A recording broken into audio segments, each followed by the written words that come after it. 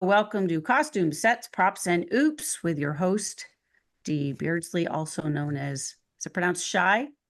Yep. Shy Beardsley? No, I'm No, not shy. Shay. How do you pronounce it? Dee? I don't even know. Actually pronounced show, but I go by it because Shy-O is the full name, and so it got shortened to Shy, even though it's spelled show. So Gotcha. She anyway, is also one of runs Bonanza brand, the website and Facebook page, right? yes, I'm a co-owner with Deanne Bertram of Bonanza brand, and I am the host for the Virginia City Literary Society. So we have writing challenges and writing workshops and things like that there. Everybody sit back and enjoy Dee's presentation and save your questions for the end. So Paramount Studios had its own wardrobe department, and the show also used Western Costume Company, an industry mainstay since the earliest days of Hollywood. Costumes were dry cleaned and mended nightly and delivered back to the set in the morning. And we'll start off this morning with a video that was done by our very own Louise. Give me some men who are stout-hearted men who will fight for the rights they adore. Got me with 10 who are stout-hearted men, and I'll soon give you 10,000 more. Oh, shoulder to shoulder, and over they go as they go to the floor. And there's nothing in the world can halt on our plan. When stout-hearted men can stick together, man to man. It's Louise Swan. So my apologies. Anyway, thank you for that wonderful video. So we're going to start out and look at some of the costumes for the first couple of seasons. So during the first season, Ben wore a brown shirt with a cream orange vest, as it was described, brown pants, and a purple bandana. And he sometimes wore a vest and jacket in the same tones. Adam commonly wore black pants with cuffs, no less. Those drove me nuts, but a very 50s thing, I guess, with a white or red shirt and a black vest and a purple bandana. And sometimes he wore a yellow and a purple shirt. In the early episodes, Haas wore a brown shirt and vest, but then started wearing a white shirt underneath a tan vest and brown pants. His 10-gallon hat, white Stetson, was originally suggested as a joke, but he liked it, and so it stayed. And an early publicity photo, still photo, showed him in a dark shirt with a black hat. And doesn't he look severe in that? But not our Haas at all. Joe's early outfits were in the brown tones, or a white and blue shirt with dark pants. In the last hunt, the men wore wool overcoats. Ben was brown and Adams was a kind of greenish tan. Later episodes, it was more of a yellow color, but looked like to be the same coat. Haas's coat was a tweedy brown and Joe's was a blue plaid. For a show filmed in color, the outfits were pretty drab looking, but that would change in season 3. The cast was refitted before the 3rd season. Clothes for Ben and Haas were virtually unchanged, but alterations were made to make them fit better. The first time Adam wore all black was in season 1's episode Desert Justice. Reportedly, Purnell made a pitch to David Dortort that all black suited his character, and Dortort agreed. So from then on, Adam predominantly wore all black for the remainder of his episodes, although on occasion he continued to wear the red shirt. Little Joe's new look in season 3 was the most significant change. Mike's favorite colors were green and earth tones. His green jacket became iconic and defined him through the end of the series with rare exception. In season 9, he added the black gloves because he thought they were cool and they were a good prop. And Ben started wearing black gloves about that same time, too. Mitch Vogel joined the cast in the 12th season as Jamie Hunter, later Jamie Hunter Cartwright, and sometimes wore a distinctive turquoise vest. Befitting his youth, the costumers put Jamie in lighter and brighter colors, which also complemented his red hair. Candy was introduced in season 9 in the episode Sense of Duty, wearing all black. And after that, he wore a red shirt and a black vest and a light purple scarf. And in season 11, he changed the scarf to a light blue one. Tim Matheson as Griff joined the Bonanza cast in 1972 for the final season, and Ben brought Griff new clothes to replace the ones that were given to him by the prison. Try these on. What size boots, sir? 11. Yeah. Anything we missed? There's no gun. You can't have a gun. You're on parole. There's socks. Where do I change? Room right back here, sir. And there he is with his red bandana. And it really was a bandana as opposed to the neckerchiefs that everybody else wore. But get a load of those pinkish coral pants. There was something else. After Dan's passing, the stock footage that Ben and Haas and Joe was shot of them together couldn't be used. So Michael and Lorne occasionally wore different shirts and slacks. And when Michael was directing and had little screen time as an actor, he would often wear blue jeans. Victor Sun Young probably had a wider costume selection than any of the other regular actors on the show. Different tunics and different hats, and he mixed them up depending on his, where he was, what he was doing. Roy always appeared in a plaid shirt and a blue or pinstripe vest and a tie. It's always the natty dresser. And Deputy and later Sheriff Clem wore a black vest with either a yellow or red shirt. In season 14, he was seen in a greenish gray shirt with a brown vest. And the curse is the name that fans have affixed to the inability of the Cartwright men to sustain a long-term relationship, as any woman a Cartwright gets involved with either dies or goes off into the sunset, never to be heard from again. This is particularly true of any woman wearing a blue dress. And let's watch this other video from Louise about the joys of being a girl on the Ponderosa.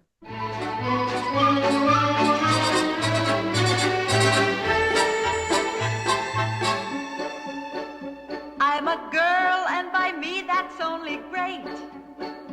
I am proud that my silhouette is curvy, that I walk with a sweet and girlish gait, with my hips kind of swivelly and swervy. I adore being dressed in something frilly. When my date comes to get me at my place, out I go with my Joe or John or Billy, like a filly who is ready for the race. When I have a brand new hairdo, with my eyelashes all in curl, I float as the clouds on air do. I enjoy being a girl.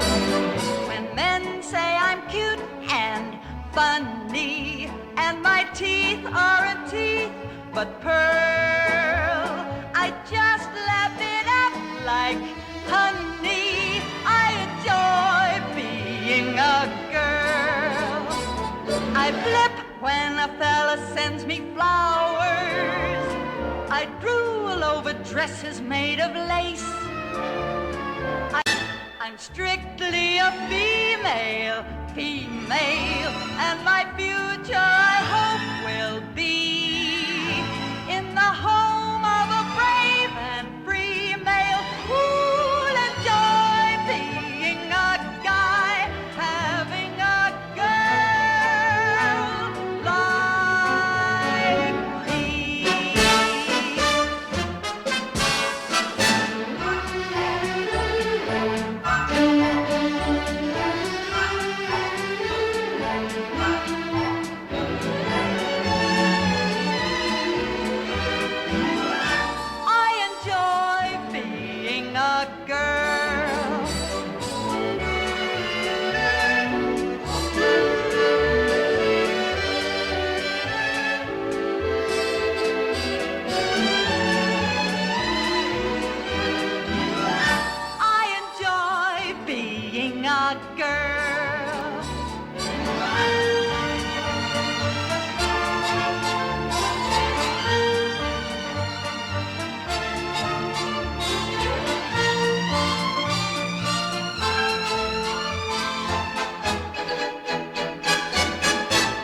I'm strictly be a female, and my future I hope will be in the home of a brave and free male who'll enjoy being a guy, having a girl like me.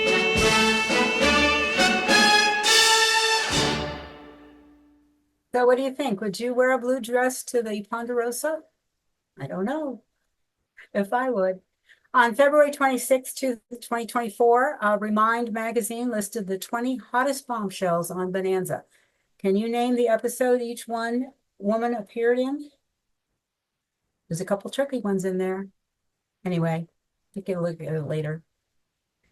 So let's go on to sets. In March of '59, David Dortort selected Paramount Studios in Hollywood to film the series. And they had the largest sound stages and a good Western Street, which was originally built for the film Whispering Smith in 1947, starring Alan Ladd. The mountain at the rear of the Paramount Studios Western Street was actually constructed of chicken wire framework covered by plaster and was immobile. The reason the fake mountain was erected was to hide a construction mill built by Desilu Studios in 1957. You can see where the arrow is. You can make out the shape of the mountain. And there is the mountain right there at the end of the street. And here's that curved building, a curved roof building right underneath the mountain. There's a close-up of it. Looks pretty real, actually. And the Western Street was smaller than the impression we got watching Bonanza because they used a wide-angle camera and it made it appear much larger than in real life. Pigeons would occasionally, frequently even, perch on top of the mountain and shatter the illusion of distance, and filming would be stopped until one of the crew members scared them away. Other TV series that made use of the Western Street while Bonanza was being filmed still were Have Gun Will Travel, Branded, and The Guns of Will Sonnet.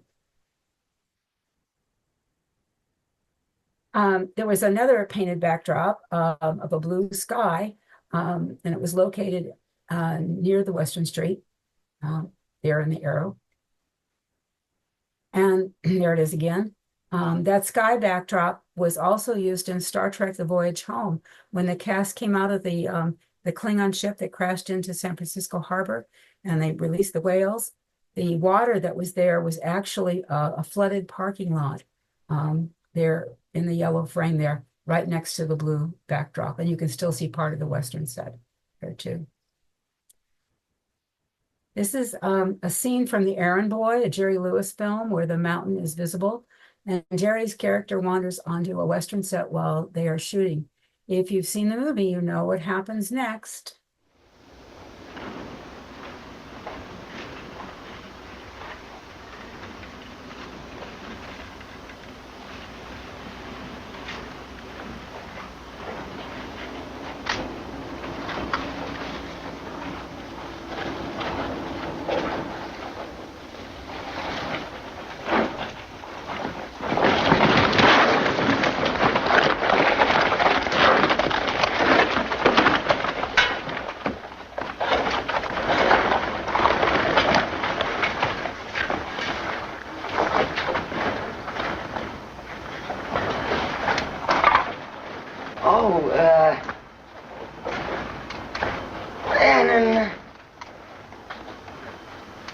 The whole trail on that's from Fordham, and I see them on television, and that's where they took my sandwich. Oh, you're scared also? Could I have an autograph of my tape? Now we're going to take a look at the changing and repurposed sets. This was a shot, and I don't know what episode it was from. I was told it might have been Boat for a Bride, but I looked and it wasn't. But this is a cool shot of kind of the, not only the front of the ranch house, but the side. And it's too bad we didn't get to see that more often. But this is, on the left is the yard as it appeared in Dark Star in season 1. showing 4 trees and an elongated bunkhouse to the left and a boulder to the right. And I don't think we ever saw that boulder again. And then later the bunkhouse was eliminated and or moved to the right of the house. You can see it was kind of truncated in the picture on the right there. In season 2 Showdown, the bunkhouse is shown off the kitchen, and in season 3 it's removed to where we don't know. And in season 7, the bunkhouse is back as a freestanding building. And by season 14, when Griff came in The New Man, that building is then off to the right of the main house. And whether that's the bunkhouse or the wash house or a tool shed, I have no idea. Anyway, welcome to Hogwarts. Notice that there are 4 chairs in the season 1 great room, but no plank table and no settee. Also in the dining room, the table is horizontal instead of vertical, oriented that way. And the seating configuration, the chair between Adam and Joe is no doubt because of Joe's left-handedness. Later, of course, Hoss would take this place where the guest star is sitting, and Joe and Adam would move. Adam would be at the end of the table and Joe would be next to Ben. In the Badge of Honor in season 2, the plank table and the settee have been added as well, and the table, as well as the table behind the settee. And this settee is likely from Paramount Studios' prop department, as it appears to be the one used in the 1944 film The Uninvited, starring Ray Milland and Ruth Hussey, which was directed by Lewis Allen, who directed 41 episodes of Bonanza. Very often they took the siding, the ranch house siding was used to create a saloon scene. They did it in Death on Sun Mountain and later in Enter Mark Twain. Notice they added a picture and they changed the lamps out from the Mark Twain episode. In the hay burner, they covered up the front door and the kitchen with this fake building here. And they left the porch. And this is the Milford's house. And at the bedroom window up there is still visible. Staircases were redressed for different establishments. They're all pretty much the same here. There is another set of stairs that actually has a landing, and they use that one a lot too. But these are some of the episodes that this main stairwell stayed or was used in. Hotel lobby, a boarding house, restaurants, private residences. And there were so many redressings that I encourage you to watch episodes with a discerning eye to see how many you can find. So we're talking about props now. I've been told that the dinnerware, the scenic dinnerware, the red and white ware, is Adam's Real English, no relation to Adam Cartwright, just called Adam's Real English.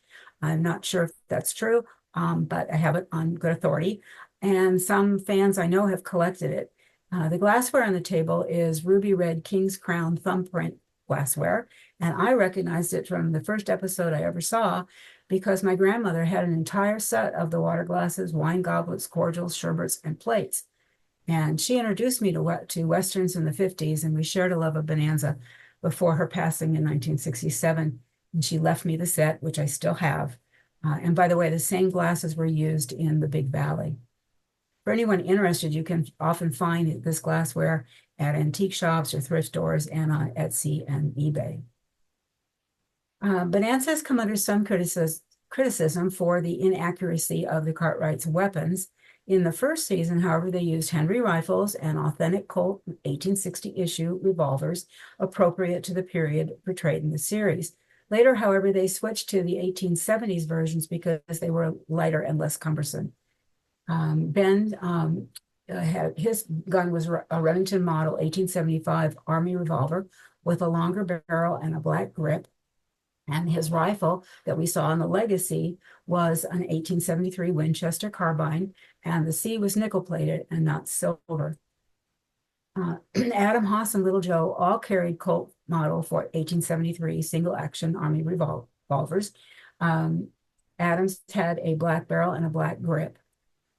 And Joe's had a 5.5-inch barrel, it was shorter, and had ivory grips. And at some point after Bonanza, the pistol was used in the movie The Outlaw Josie Wales, and it was carried by Clint Eastwood in his shoulder holster. And the gun belt that little Joe wore is now on display at the National Cowboy and Western Heritage Museum. Haas's gun was similar to Joe's, except it had a longer barrel and it did have an ivory grip. The blanks that they used in these guns were made for theatrical use and were commonly used for the TV shows and movies and everything. The cartridges could fit 5 different types of weapons on a movie set, and they were available in black powder and smokeless powder. The black powder blanks produce not only a loud report and a flash, but also a cloud of white smoke. And the photo there is from Enter Mark Twain. The blanks could be used both in the Colt 45 and the Winchester, which made it economical, I guess. Quarter load charges are for indoor scenes and scenes around animals, and full load charges are out for outdoor firing. The Cartwright belts had no cartridge loops, so we were left wondering how they reloaded, because they would fire and fire and fire, and didn't seem like they ever really reloaded. But in Enter Mark Twain, there was a huge gun battle, and when Joe takes shelter inside the Territorial Enterprise, you can see him remove the barrel from his gun and reload the cylinder. He does this twice, maybe even 3 times, and Ben can later be seen doing the same thing. Hey, Josh, I sure am anxious to read that story. Josh, that's what's wrong. What's wrong? I knew it all along. It just wasn't right. Hey, don't stop writing. Come on, finish it. For Pete's sake, Sam, finish the story. So now we're going to move on to Oops. Oops are fun. You watch episodes. The first time you watch an episode, you're paying attention to the plot. Second, third time, maybe you know what's going to happen. So you look at other things like the actors or the acting or the directing or the camera angles or whatever. And if you've been watching an episode for long enough, you're going to start to spot the little things that go wrong. And oops are those little things that I'm sure the producers never imagined we'd notice, because who knew then that we would have Blu-ray players and DVRs and 70-inch screens. They're fun to catch, so rewatch your favorite episodes and see what you can find. Let's look at a few. How about some tidy whities? Little underwear showing on Adam and on Joe and others, I'm sure. Sometimes it was a zipper showing, not that it was open, but that the fabric had been parted and the metal teeth reflected the light. Sometimes it's elbow patches on the upper left there on Joe to protect the actor. Sometimes it's a continuity error, like when Tirza bites Joe's right hand in Dark Star and they bandage the left. Or when Adam gets shot in the right leg in the Spitfire and then favors his left. Or an actor forgets to remove something from his pocket. And I was teasing that maybe that was little Joe's black book, but Ginger said that it was his cigarettes, I think is what you said, Ginger. In this Joe Cartwright detective, there is obviously a light bulb in a kerosene lamp. And sometimes in some episodes, if someone came in to light a light, the lights would come up before they had lit the lamp. So those are just little glitches that they didn't bother to retake. In this, and I'm not sure of this episode, but the lamp on the table has a cord on it, and they tried to cover it up with a book, but you can still see the cord. Microphones were prevalent sometimes. A shadow on the wall in the 26th grave, and there was actually the boom showing in the crucible. In the Julia Bulette story, Joe walks into a post and later, looks like he bumps his nose because he holds his hand up. And when you watch it on TV, you can actually see the post move. So Ginger was kind enough to go find that clip for me. So here it is. Can you spot it? And then he does it. We can see it in slow motion.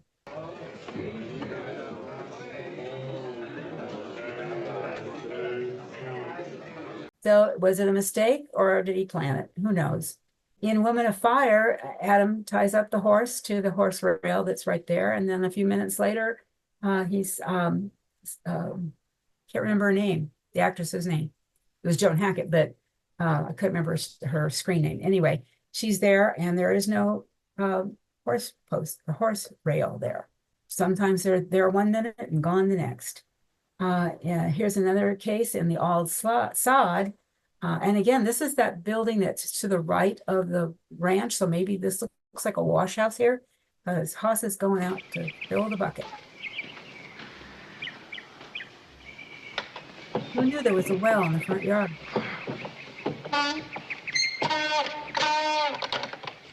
Oh, that burn, little Joey. Fix that thing. That going rock. You're supposed to get a pick and chop that thing off. Lazy little scoundrel. Paul will tear him up when Dad get him.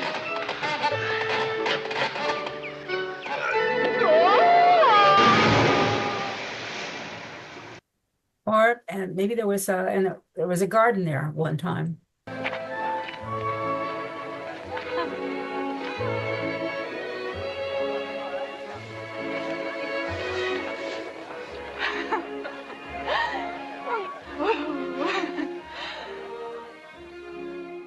Now you see it. Now you go again. The Spitfire, Ma Hogue.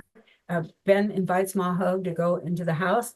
She gets to the doorway. She opens it and looks in, and there's a red chair and a gray wall. And he joins her a few seconds later, and there's the fireplace with the horns and the settee. And the same thing happened in Firstborn when Joe collapses in the front porch and Ben and Adam come out. All you see is the gray wall and the red, a little part of the red chair. And in Showdown, Joe's wearing chaps when he mounts the horse. And then when they cut away to a close-up, I guess, on a mechanical bull, there are no chaps. And in Decision at Los Robles, Ben and Joe ride on Buck and Cochise, but go home in a wagon without their horses, and the horses are nowhere to be found. And then we get into anachronisms, and something is anachronistic when it belongs to a period other than what's being portrayed. And in these two episodes, it was Raggedy Ann, which was not invented until 1915, but it was in those two episodes. And in The Wooing of Abigail Jones, The Unwritten Commandment, and A Christmas Story, the singing, Hank's singing Cowboy's Lament, also known as The Streets of Laredo, which wasn't written until 1919. And then Andy's songs, all of them were in the 20th century instead of the 19th. In Money in the Jury, and He Was Only 7, Adam's unrolling his $1 bills that are modern, and the coins on the table are modern quarters and Roosevelt dimes. Wristwatches sometimes got left on by mistake. Ben's on, and I don't again know that episode or the one that Roy's got his on. And sometimes this is a hearing aid on the piano player. But the one that's really fun to look for are the vehicles. In the code out the window is a car. And in the beginning of springtime, the very beginning, there's a car truck parked right by the set. And then this next one is really hard to see. Where I have it boxed, you can see a little white mark. It's could be a boulder or something like that, but it's not.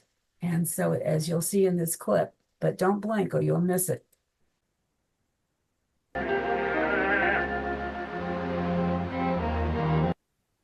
Oh, there, see where the circle is? Keep watching that space. There it goes, a car going by on the hill. And of course, if you keep watching this, beyond this clip, Purnell loses his toupee in the water. Dan was really good at memorizing. He could look at a page and have his lines down great, but he wasn't so good sometimes at remembering the actors' names or screen names as opposed to their real name. So in My Brother's Keeper, he calls Joe Mike here when he's helping get him out of the carriage. In Bitter Water, he calls the little girl whose screen name is Lindy. He calls her Linda. And then a few minutes later, when Adam arrives, he calls her Pam, and Pam Smith is her real name. And then in To Dream a Dream, he calls the little boy, whose name on the screen name is Timmy, he calls him Johnny. And of course, the actor's name is Johnny Whitaker of Family Affair. And then I love this. At the end, towards the end of later in the seasons, we get to see parts of the house that were only seen once. And this is One Ace Too Many, and Ben goes down the back stairwell. Who knew there was a back stairwell into the kitchen? And there's the sink and everything else. And the arrow's pointing at a door, and that's the door to Hop Sing's bedroom, which Ben knocks on, and there's Hop Sing being awakened. And then this one's great. I think this is season 7, The Dilemma. Ben is appointed a temporary magistrate and steps into his study off the great room. So if you were sitting at his desk and looking at the stairs, the study would be off to the right, which they usually never showed that well at all. But in this episode, he gets up and crosses into this room, which is his study. And this is one that really drives me nuts from the first time I saw it back in the 60s. It's The Deadly Ones, where Joe is shot in the back with a sawed-off shotgun.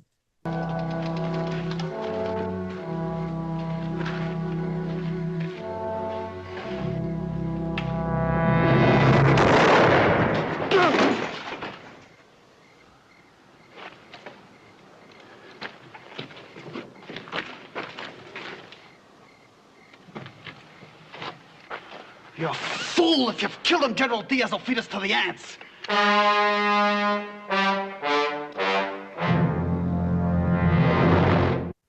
So they carry Joe into the house and put him on the settee, and Ben comes in eventually. We don't know how long he's been gone. And, his son needs a doctor. He's bleeding, everything else. So they're going to carry him upstairs. And when they get him up, or they get him up off the settee, there is no blood on the settee. And that just kind of always got me why they wouldn't have it. Of course, they didn't usually show a lot of blood on the show, only when the men were beaten up. So there's a little bit of blood there. And that's it for this presentation of costumes, props, and oops, and sets. So thank you very much to, again, Louise and Ginger and Barb McDonald for information on the guns, and my eagle-eyed Bonanza brand members who pointed out a lot of these, or told me about a lot of these. And then there was my source material. So thank you for attending this session and exploring with me. And now we'll open this up to discussion. So you can raise your hand if you have a comment, or put it in the chat. And Ginger, what questions do our attendees have? Barb, our first. Well done. Very well. I just want to show you my Cartwright teapot. Is that the name? Is that the correct name? The Adams? Yeah, I'm going to show you the bottom part. Hopefully you'll be able to see it, the marking on it. I might have to take my, I don't know, see how close I can get. There you go. Oh yeah, very good. Adams. And these are available, a lot of this stuff is available on eBay. It wasn't hard to find. I just decided to get the teapot because I drink tea, but I never use it for that. But I just like having it. And there's 2 versions. One has, let me see if I can see, one has the cows. Hard to see with this background. See how it has the cows? Mine's got the horses. Yeah, there's another one that's got the horses.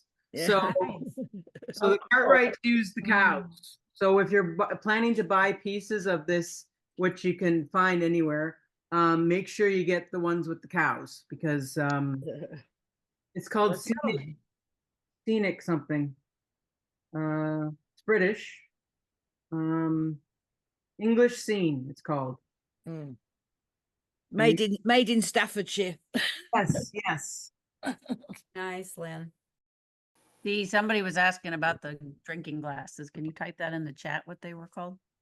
I guess the glassware? Yes, I can. Kevin was asking. Barb Kiefer. Does anybody know a source to find the coffee pot? No, you're talking about the pewter one with the flowers on the side? Yeah. Yeah, no, I don't know what that is, but I have been sort of trying to track it down. If I ever do, I'll put it on Ponderosa North. But I know the coffee pot they use the whole time. It's pewter, it's tall. The coffee pot that's at Ponderosa 2 is the pewter. It is the coffee pot, the pewter coffee pot with the fall leaves on the side of it. It was sent to Tom and I as a gift to Ponderosa 2 by Vicki Christian. I see. Had hers way back in like 2011 or 2012. Yeah. And they had found it in England. I have not ever seen it in the US anywhere. That's my one quest to find that coffee. Does it have any I saw it on at the bottom, Vicky's house. Louise? Yeah. Louise? No, actually it did not, but it was it was very scuffed and well worn on the bottom.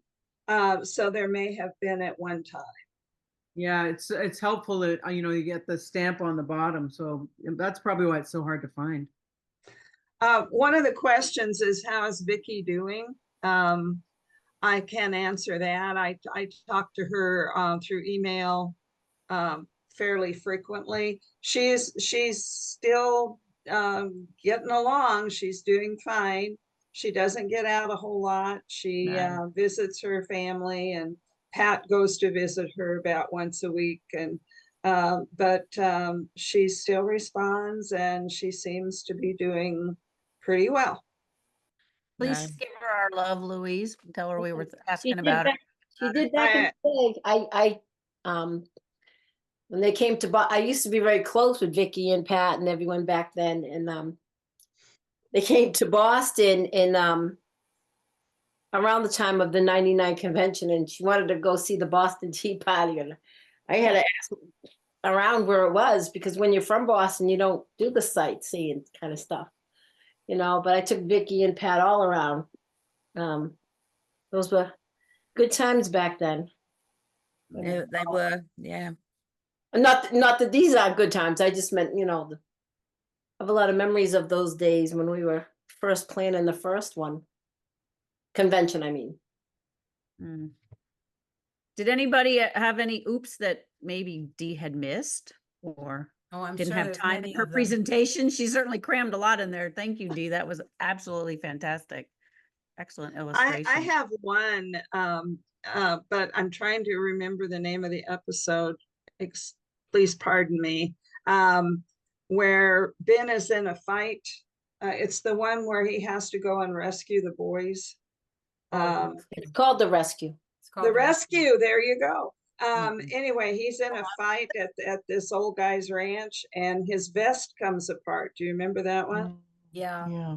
That's why I thought it was interesting. They said that they sent the clothes out every overnight to be mended and cleaned. And I'm going, yeah, but what happens to the rips on set?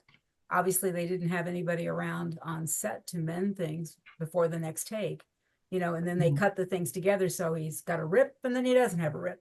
Now you see it, now you don't. And we were talking about Leif Erikson last night. That's the old guy that he was fighting. Yeah. And sometimes Ben's vest had a bullet hole in the back. And like a little tear, like he'd been shot through the back or something. And it's like, okay, I guess he never had that mended after he got shot. Yeah. I must admit, I look out for Joe's jacket. So Ellen, if you want to go. In Marie, My Love, there's an establishing shot of New Orleans, and you can see modern, it's just a stock shot footage. It's just like a second or two. The women in modern clothing walking down the street. That'd be a good one to get. I'll have to add that to the list. Barb? Yeah, I was on a movie set I was a wrangler. I was a dog wrangler, and on the movie set, you don't touch anything. You don't move anything. You don't, if you put a leash somewhere, you leave it until the director or the continuity person says you can take it. So I always thought over 14 years that the continuity on Bonanza was pretty darn good. considering times that the time slots that they had really had to rush through everything. But I remember that distinctly from being a wrangler on a movie set, that you know, even your footprints, even your don't leave anything sitting around, don't touch anything, don't move anything, because you get in big trouble and you get yelled at, because directors are not very nice people, I have found. So but as far as Bonanza goes, I mean, considering, I mean, over 14 years, what Dee just mentioned is very few bloopers. You know what I mean? Like, that's pretty good continuity. Yeah, I'm sure there are more, but those are the ones that, you know, that I've spotted and other people have spotted and told me about, and then I found them and stuff. Rachel? I think the name of the episode is Lothario Larkin, maybe. There's a shot where they're inside the ranch house and they're shooting towards the front door, and the camera is just a little bit off, and you can actually see part of the set out of the front door. Ah. Oh. And then I think in Yonder Larkin.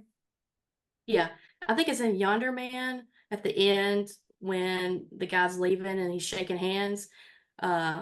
Ben goes to shake his hand and and the character just turns around and you see Lauren just, you know, with his hand held out like, okay, shake hands.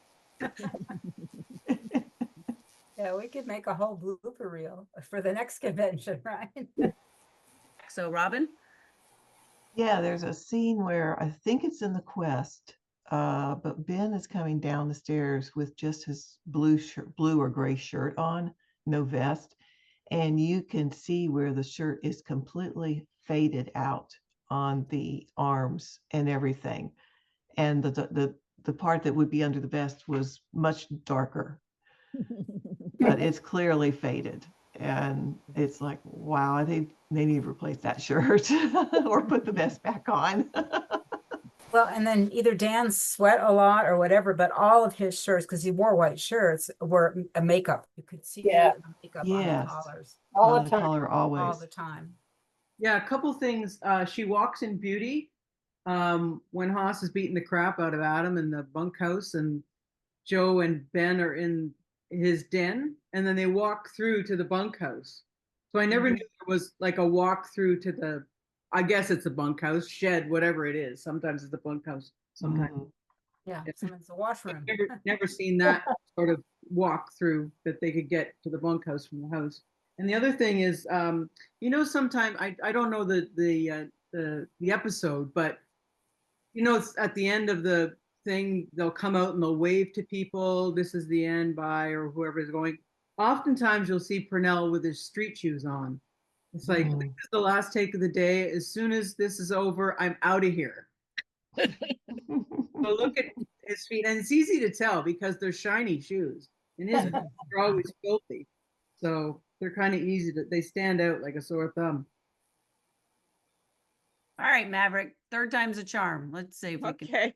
On the episode where Cameron Mitchell, who played Buck Cannon on High Chaparral, he was on as a Civil War sympathizer. He's supposed to have one arm. There are 4, 5, 6 times or so where you could see his hand, his arm that's tied down, and and the fight scenes, the jacket flies open or something, and you can see his hand. Yeah. And multiple times during that episode. I did have a screenshot of that, and I just didn't get it in, but I did have it in my folder. Yeah, there's a particular, I think when he's in a back room, I think it's one of the first fights in the back room. Really good, but good one. They didn't cover that very well anyway in any shows back then. I think they got more realistic when they got to the 70s. Yeah. Well, the coats had a vent, and if the coat didn't have a vent, it wouldn't have flown open, you know, if it had just been a straight True. Compared to what they did in Forrest Gump, look how well they did removing the legs, you know, they could do that. Yeah. What was that actor's name? Gary Sinise. Lieutenant Dan? Yes. Gary Sinise. Gary, he was excellent in that. Yeah. But if you see the behind the scenes stuff, he's got like blue sock or a green sock, and then they would just pull it out and post is what they do. I'm sure they did blue screen or something, right? Yeah. So that was very good, Dee. Final. Excellent, Dee. That was terrific. Thanks to everybody for their help.